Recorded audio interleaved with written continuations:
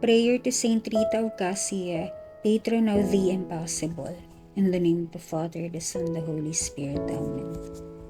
Holy patroness of those in need, Saint Rita, so humble, pure, and patient, whose pleadings with your divine spouse are irresistible, obtain for me from your crucified Jesus the request I make of you.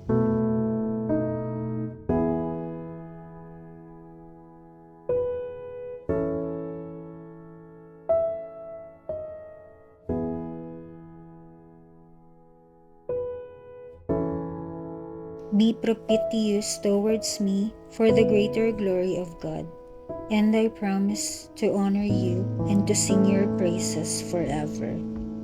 O glorious Saint Rita, who miraculously participated in the sorrowful passion of our Lord Jesus Christ, obtain for me the grace to suffer with resignation the troubles of this life and protect me in all my needs. Amen. Our Father, who art in heaven, holy be your name.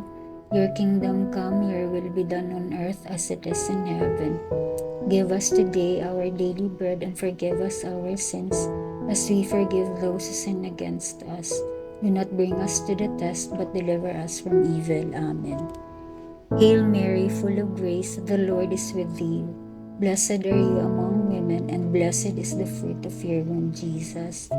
Holy Mary, Mother of God, pray for us sinners, now and at the hour of our death. Amen.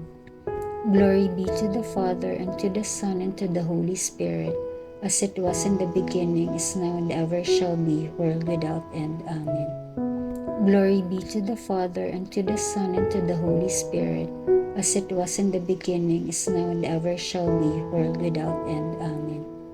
Glory be to the Father, and to the Son, and to the Holy Spirit, as it was in the beginning, is now, and ever shall be, world without end. Amen. In the name of the Father, the Son, the Holy Spirit. Amen.